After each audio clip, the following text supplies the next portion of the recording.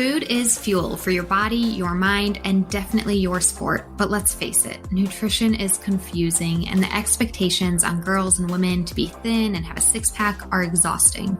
If you've ever been frustrated with your body, confused about nutrition, obsessed with eating healthy, or guilty when you don't, underate, overate, or overtrained, and overwhelmed with all the pressure, then this podcast is for you. Nutrition can be easy. You can take control of it, but it might start with letting go of control by asking for help and making a change. I'm Lindsay Elizabeth Cortez, sports dietitian and owner of Rise Up Nutrition, where I empower female athletes to overcome nutrition concerns and perform at their highest level, to stop being confused by all the mixed or harmful messages, and finally have confidence in your body as a fierce, fit, and fueled female athlete.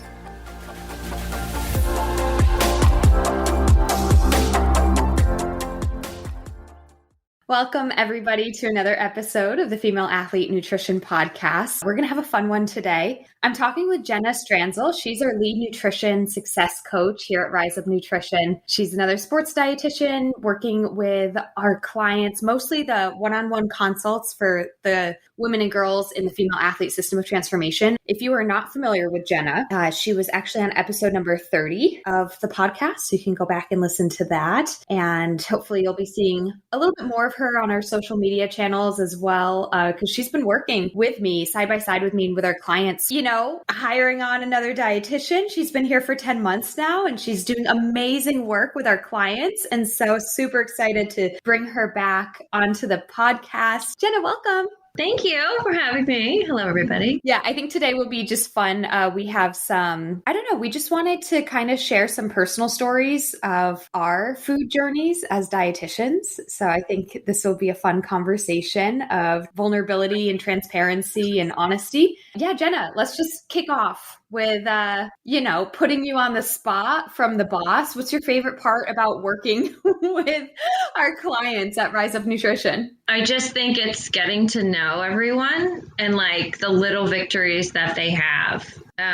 Or just every once in a while, I will get a message that is just like, there's not a whole lot of context to it in our little private messages that we get, but it's just excitement. And then so the one, for example, was saying, I didn't die. And I was like, that's cool. But it was just because she had such a good race. Yeah. And she pushed herself. And it was until 24 hours later, she told me the story. But it's just that excitement that they get because they are progressing. That's probably, I have to agree, my favorite thing about what we do is seeing results in our clients and seeing them succeed. And we don't have to wait until the end of their program to see a huge success. I mean, we do at the end. Like we just had yesterday, I did our graduation call with one of our clients we've been working with for 3 months. And it was this awesome summary and going back to our first session and seeing on so many different levels, like from a nutritional level, how her actual intake has improved. From a mindset level, we do some questionnaires and actually see a mental shift and a transformation in their relationship with food and body. And then from an internal health perspective, seeing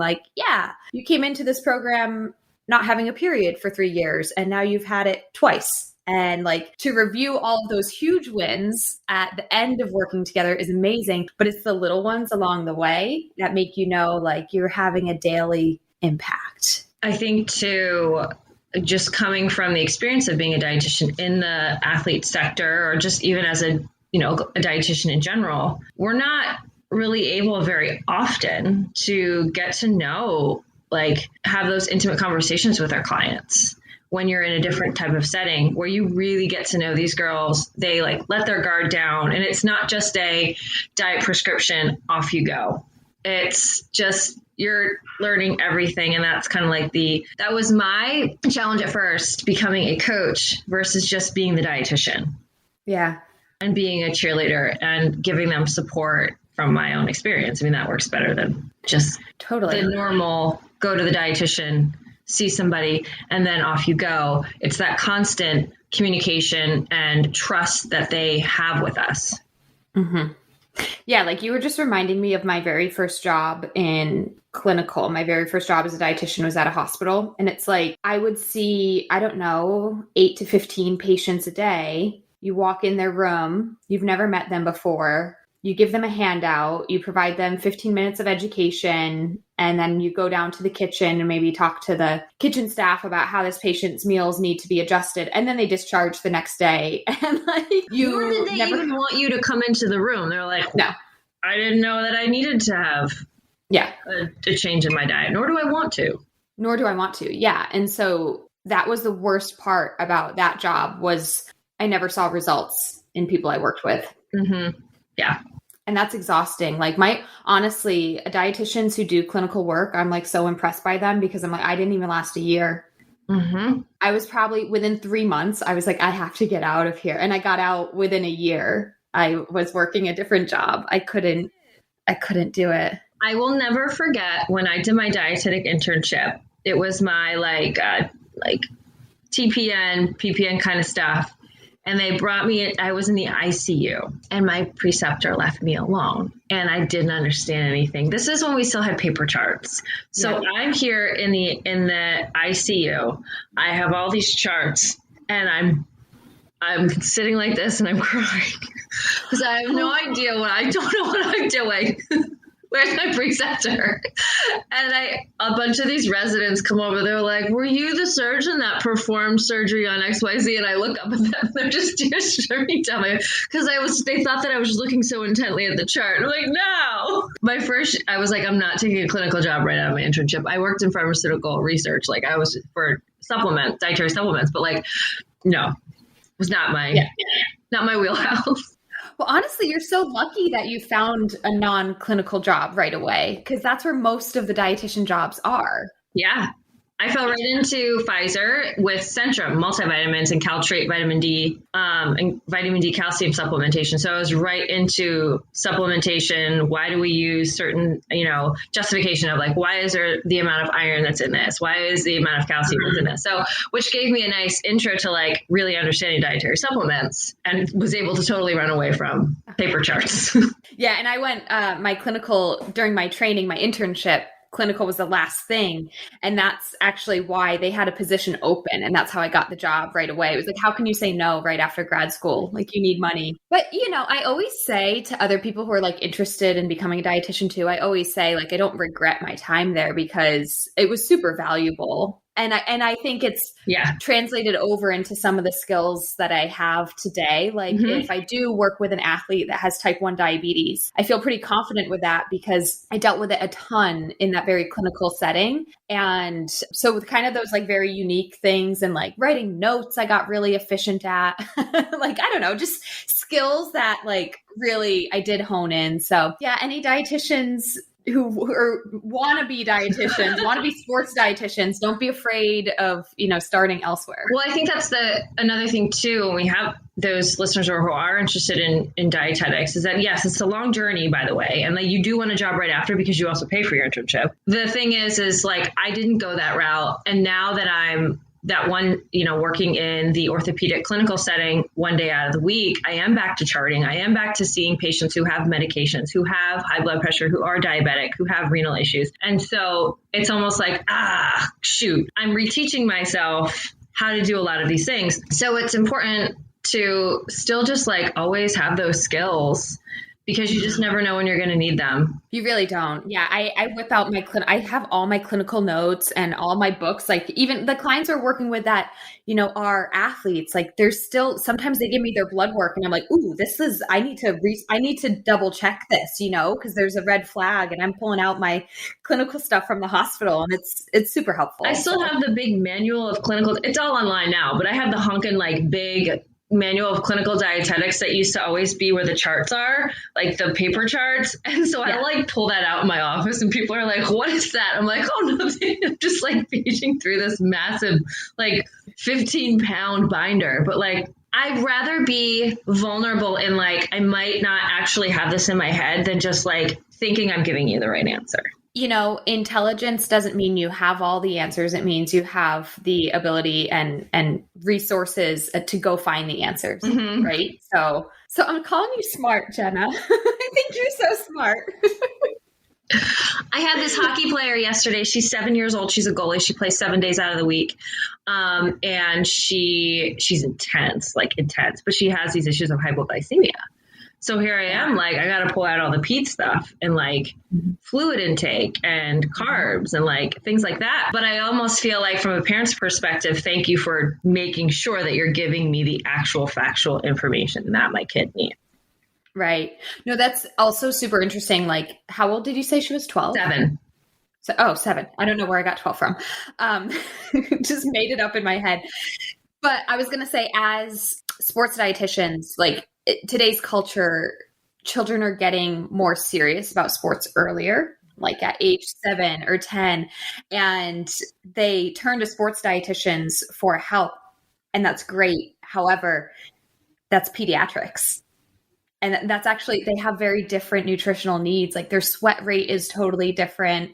You know, their caloric needs aren't just for sport. It's for the tremendous amount of growth that they're doing. And so it actually is very different than, you know, an 18-year-old and obviously a 30-year-old. So yeah, here at Rise Up Nutrition, we do have a few younger, like every once in a while I'll have a 12 or 13-year-old. And we do have to double check that, like what stage of development is this athlete at to give the best nutrition recommendations? Because not all 13-year-olds are at the same stage of development, or 15-year-olds for that matter. So right. Yeah. Jenna, speaking of vulnerability, I wanted another thing to do on today's episode is to talk about some of our own nutrition experiences and journeys kind of more recently. So for our listeners, there's 2 sides to this. One, I want you to know how amazing Jenna is and how amazing I am at nutrition and food, because I want you to trust us, right? That like we know what we're doing and we practice what we preach. And it's true. Like Jenna, I think you are an amazing role model when it comes to how you fuel and respect your body. I want to highlight that. But the other side of this is that we're human and nobody's perfect, and that your relationship with food and body is a lifelong journey. So as good as we are at it right now, and I hope that we're inspiring to our clients and to listeners, like there's always stuff that we can improve ourselves. And I know for me personally, I'm in my 3rd trimester of pregnancy and my first ever pregnancy.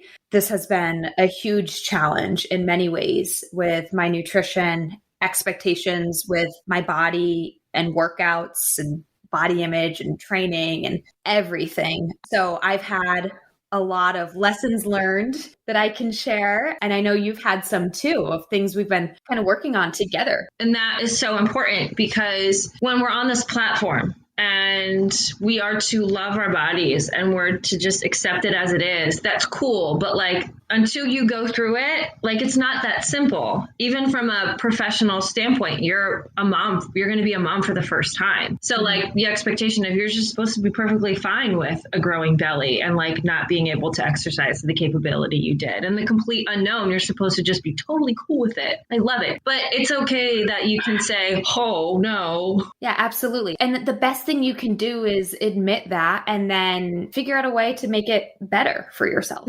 Right. And that's why being honest and transparent is important. Like I don't want us to sit here and act like we have nothing to work on with our own journeys with nutrition. So, and it has been a journey, right? Like when I think about how my nutrition has changed, how my relationship with my body has changed, even to the point of, you know, to be completely transparent, I think that my own relationship with my body, like body image specifically, it was like accelerated in the last 2 to 3 years since I've held this position, this position that I created of my business and coaching our clients. But like prior to that, I was good with my body image. But once I really started diving deep into coaching other clients on it, it's accelerated. That's really interesting to me. I was reflecting on this the other day because my job prior to starting this business, I worked in an all male environment and like we didn't talk about body image. Like that would have been weird. So my job for 4 years, like didn't even touch on that. And also I personally held some body image insecurities of being a female in a male dominated environment. And I put some, I internalized some pressures on myself of how to look in that environment, which was confusing because it wasn't like I wanted to look a certain way or attractive. In many ways, I was trying not to look attractive because I was trying to be taken as a professional and like not be seen as some sort of attractive female figure. But at the same time, like it's still like it was there. Of like, you're the only woman in the room. You've had this too, because you work with the NHL. One occasion prior to my life in the NHL, I worked for a sports agency. I was not allowed to wear makeup. I was not allowed to wear earrings, and my hair had to be up. And I had to wear this like ugly polo and khakis. And they ordered me a size larger in both the pants and the shirt. It also made me a little like not confident because this isn't me. And also, like, it was the notion that you have to be unattractive to do the job. And that was weird. I couldn't run the treadmill because I said I run too fast. I don't know what I'm doing here. You weren't yourself. I wasn't myself. It was a very confusing time, which long story short, it just wasn't the best fit in terms of a job for me. But I totally get that. And yes, in working in professional sports, like there's always that, if you are a female, it's like, why are you in the environment of just all men, but no, that's not why we go into the job, to make others perform better. And if that position is the right fit for you and that's the environment in which you want to work in and excel in, then like, that's where you go. And and so I think like body image wise, it was like confusing of like, I'm trying not to be attractive, but then there's like this pressure there. It's actually weird. Like, I don't want to promote that people should try to be attractive, but you should try to be yourself and feel good in your body. Yes. And it was like super confusing time. So anyways, since leaving that job and, stepping into really my true mission and passion and here, and then we coach clients and girls and women on their relationship with bodies. And I feel like that's like accelerated my own body image. Like, I'm so comfortable leaving the house without makeup on now. And I could not say that 5 years ago. I'm doing this podcast without makeup on. Yeah. It's amazing. I didn't wash my hair this morning. Yes. Oh my gosh. Yeah, absolutely.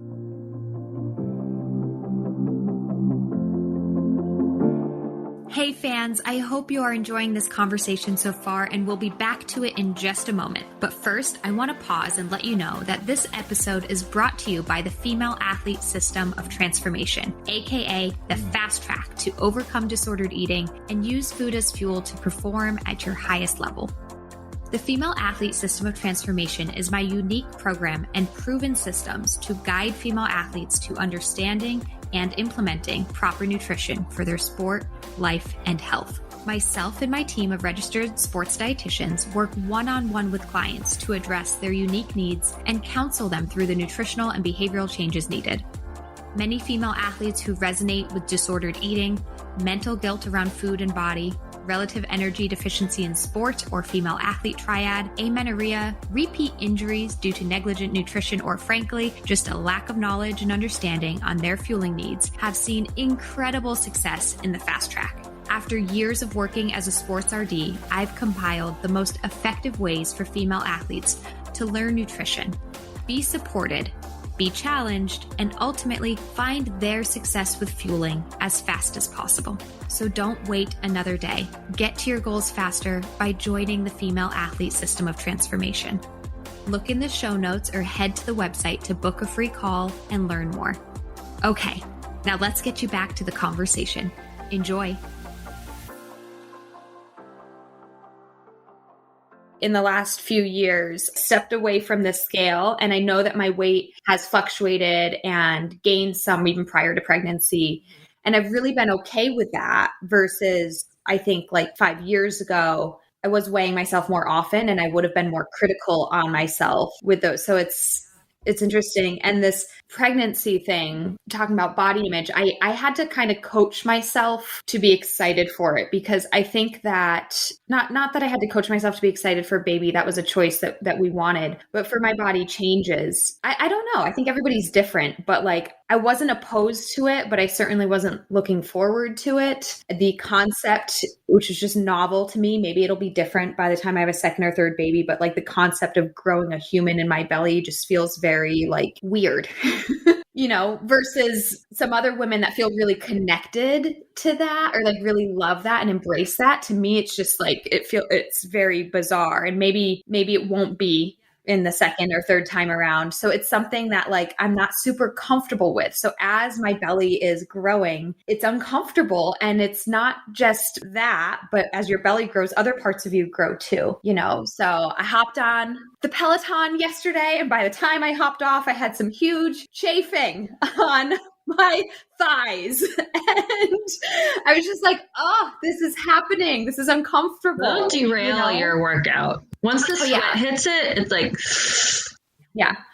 I could not hop on the Peloton today because it needs like a day to heal. I also think like in terms of pregnancy, we're in this world where in a very voyeuristic where we're watching other people, bounce back after baby and look amazing. And, whether or not that's masked by filters or that person really does bounce back so quickly. It's also like, is the expectation of, is this person going to be able to like get back to the body that they had before? And it's like, we're watching somebody, it's almost as if we're oddly enjoying whether or not, are they going to like lose the baby weight? Are they going to like have a completely different body? It's very weird. When I see women that bounce back right away, I'm almost, it's like, because I want other women who are just the normal day-to-day, like average, person who works out, tries, or even who doesn't, and like tries their best in life. Just being a mom and like can't do it. It's almost just like, that's also normal to not bounce back that quickly. And I feel like we're getting into this world where it's glamorizing getting back to your original body very quickly. I've definitely had those thoughts already. It's like, I'm not even there yet, but I've had the fear of what will my stomach look like after? Will I have that? I'm probably saying it wrong, but diastasis recti, where like your ab muscles, we don't have babies yet. I'm not there yet. So, but I've had that fear. I've had the concern of how quickly I've gone, I'm embarrassed to say I've gone to the extent of like writing. I've already pulled out pen to paper and been like, what's going to be my workout plan afterwards? And I'm like, and then like, fortunately, after doing that, I don't even know where that paper went because I realized how ridiculous that was. So I didn't save it and I'm not holding myself to it. But like, I had to get that stress out of like, what's it going to be like after? So I have to pull in the reins on myself and be like, there's no expectations. I have to coach myself through that. I have to coach myself through the fear of what it will be like after. I've got around 8 weeks left, and I'm not going to lie about the fear of like how much more my body will change in these final 8 weeks, because I already feel very, very pregnant right now. And I'm like, how can I change even more? Yeah. But that expectation that you were mentioning, Jenna, of, we just want to normalize, everybody has a different experience. And I don't know. We'll see what my experience is, but I hope that my experience does not create any expectations for other people. Yeah. Whatever happens to me might be totally different. Than what happens to other women. That's one of the biggest things I've been working on over the past, 7 months. And I think that, like I said before, coaching our clients through body image has accelerated my journey with it, which kind of set me up to be so patient with myself and accepting throughout this process. So I'm grateful for that. Everything that we teach our clients, I've applied to myself throughout this process. Yeah. What's something that for the last, 10 months or so that you feel like you've been seeing changes or trying to work on within yourself? Yeah. I've been away from my journey with anorexia for a long time. And there's moments, I think, when I talk to our girls. So, and I said this in the original podcast, this type of job 10 years ago, I would have had no interest in doing, because I didn't feel like I was, every time I would potentially have a client who was dealing with distorted eating, I might've thought, this is exhausting. This is draining. This is a lot. There's a lot to unfold. And I don't want to associate myself with this because it's just a lot. The thing is, I wasn't ready to work with it yet because I just wasn't in a place. And now that I've felt confident in myself and how to to live with, I don't want to say live with this, but manage some of the things that you used to feel or the triggers that used to come up. I know how to manage those now. And so I feel like I'm at a place now where I'm ready, and I'm almost like, this is what I think intended to do for, my career. And so now it's like what they're saying I can relate to, but I can also speak from my own experience of it'll get better. Like I can say that now, it gets better, but also I'm completely vulnerable in the fact that some of the things that we work on, I will still be like, wait, maybe I do that too. And just yesterday we were talking about, do I eat diet foods? I'm like, they're splendid here, Yeah.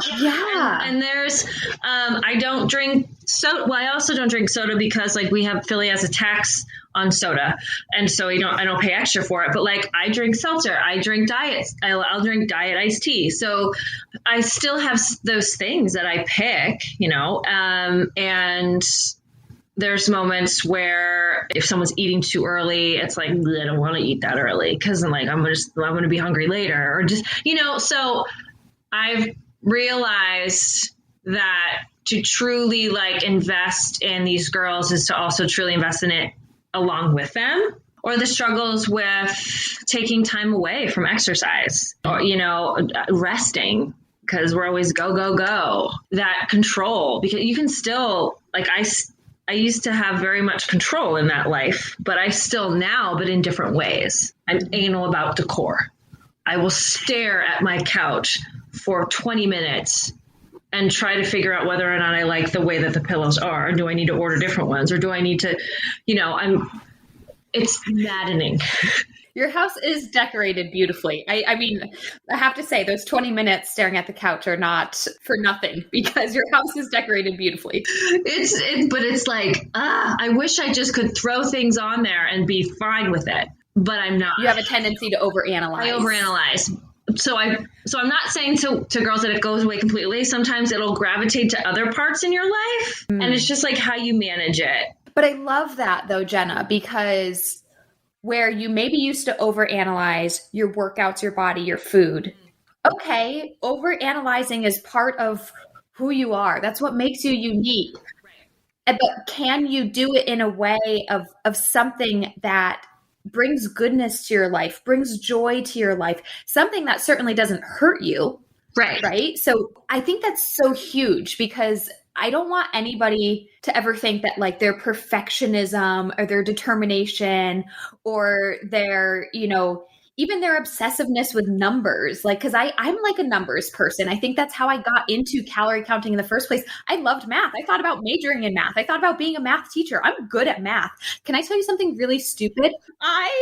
At restaurants, when we get the check, even if my husband paid for it, his credit card, whatever, when we get the check, he gives it to me. And I love to like do the tax and do the mental math. And I like make things complicated on myself with like, not just doing like $5. I'm like adding the change. Like, I don't know why. I like numbers, but can I not calorie count because that's a hurtful behavior for me, and instead like go crazy on like the tips for my for my waiters and waitresses? Like, sure. Just like you, instead of overanalyzing your workouts and your nutrition, can you overanalyze your decor, because that doesn't hurt you and that actually brings joy to your life? Yeah. Exactly. And that stems to like some of our girls who like structure, because yes, you can have food freedom, but there's that piece missing of also wanting structure. That's fine. That's who you are. We're not telling you have to be scatterbrained and a free for all, and like, you can still be who you are. It's just kind of re-putting everything back together and redesigning the way in which you think about all different things. Yeah, like structures, or for example, we might have food freedom and we're eating all the fun things, but we also realize that like, oh, gee whiz, I really actually want a salad. Like, it's okay to still want the salad. You've learned that you like it's okay to like vegetables. Even though in diet culture, yes, we praise vegetables and like they're full of fiber, they keep us full, they're water-based, blah, blah, blah. But if you actually like them, it's okay. And it's okay to like croissants too. Like, you can have both. So you brought up how we were talking yesterday and how the question came up about diet foods, and I was challenging Jenna, like, do you eat diet foods. I think overall your answer, like we concluded, was not really, but there were certain things like always putting Splenda in your coffee. And that was just yesterday that it was like, oh, eyes widen, like, oh my gosh, if I go to a gas station and there's no milk and there's just creamer, I just will drink it black because I don't want the creamer. What if I put like way too much in there? Like I'm the one who's pouring it. Am I going to overflow and it's pouring out? No. But like, I'm just like, no, thanks. And really, I think like that is just such a minuscule part of my overall day. But like, there I am being like, no, thanks. So is this something you're ready to work on? I guess so. I've walked myself right into that one. You did. For our listeners, when we realized this about Jenna yesterday, we were like, okay, like, well, now that we've brought some awareness to this, you know, what do we want to do about this? I'm not saying Splenda is bad or you shouldn't do that and you should always put cream and sugar in your coffee. It's an individual choice. So Jenna's choice to do that, we just want to make sure that it is her choice to do that and not this habit that she's been carrying around for 20 years just because, right? There is potential that you can add real sugar and cream to your coffee and that you can enjoy that, you like that, and that it doesn't hurt you. In fact, there's even potential that it helps you. And that's what we want to explore. And if it doesn't, that's okay. We just want to make sure that it's your choice and that we're not just choosing to have black coffee because we have always done that, or, you know, because diet culture seeped into our brains over the last 20 years. Like, and that's what we were kind of analyzing yesterday. And so for our listeners, me and Jenna are going on a journey ourselves over the next few weeks. Basically, we always, since we talk a lot, like we're always quality checking each other and helping each other improve. You said it beautifully that the way to invest in our clients is by investing in ourselves first. And so me and Jenna decided that we're going to take turns of kind of me coaching her as her dietitian for the next couple months. And then we'll kind of do roles reversed probably next springtime for me, which will be perfect because I will need support after baby is born. Like something, I just know something's going to change. And so, which is great learning for me because like, I don't have kids, I have a dog. So like, I'm also learning from you. How do I deal with someone who's just had a baby? Yeah. So this is going to be fun for our listeners that we're going to kind of pop on here and there, whether it's through a podcast or on our Instagram, which is at female.athlete.nutrition, as we go through this journey of me kind of coaching Jenna through a few just little things. And also with her running, if you listen to episode 30, Jenna is kind of a lifelong runner and she's done many marathons, but she hasn't raced in a while, part of that also because of COVID. And so we're going to work on a few of these things that we highlighted in our call yesterday of like, wait, why am I still having Splenda all the time? We're going to work on trying to improve Jenna's nutrition a little bit and see how that helps and benefits her life and her relationship with running and body, because we all need to do this. And then we'll have roles reversed in the spring. And so follow along on our Instagram account as we see what things Jenna's working on. And then for me, what things I'm working on. We just think it's so important to be transparent about this. Yeah, absolutely. If you could explain, Jenna, to our listeners, what are you hoping to get out of this experience of me coaching you? I think I can always learn this somewhere. Like you can always be that like 1% better every day. And so we can always find that little bit. And so where can I just do that little bit more and more and more? And to also the years of marathon training and just racing and not getting to the goals that I've wanted. And that was because I put a lot of those self-imposed rules on myself that actually didn't help me get to the goals that I was just going through the motions. Run 6 miles. It's cool. Like, run 10 marathons, but like, I wasn't doing it to the best that I knew that I could do it, because I was also getting in my own way. And I'm like, how do I finally know that I could confidently do this? I want to feel good finishing. You don't ever feel good finishing a marathon like that. You're never like, yeah. I mean, like, I want to know that I did everything that I could do and not say that I woulda, coulda, shoulda. Yeah. So we won't advertise the exact date just in case. But it's soon. It's soon that we've got a half marathon and a marathon in mind, and that, again, if you go back to episode 30 and listen to Jenna and her story, like you will see how inspiring she is with overcoming a diagnosed anorexia about, when you were in college, and how far you've come in overcoming that and just being such a role model. But we all have things we can work on. Also challenge ourselves to, achieve some goals that make us feel good. Yeah.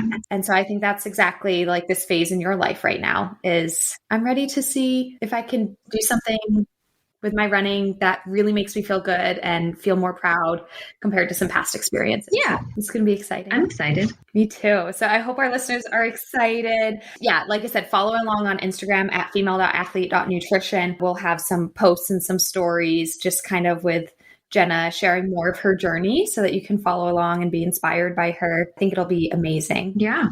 I'm learning from the best, so I can't wait. Yeah, it's going to be awesome. I hope everybody kind of enjoyed this episode of transparency and honesty. We are dietitians, but we're human. Yeah, just like everybody else. Just like everybody else. And we can all always work towards improving ourselves if it's something that will bring, upgrade your life. Mm-hmm. I like that. Upgrade. Just like, yeah, upgrade. Like nothing's wrong. No. With your nutrition or your health, like nothing's wrong, but can we upgrade? Let's see. Let's find out. Okay. Yeah. It'll be fun. Well, thanks, Jenna. Thanks for joining. We'll have you on again soon. Okay.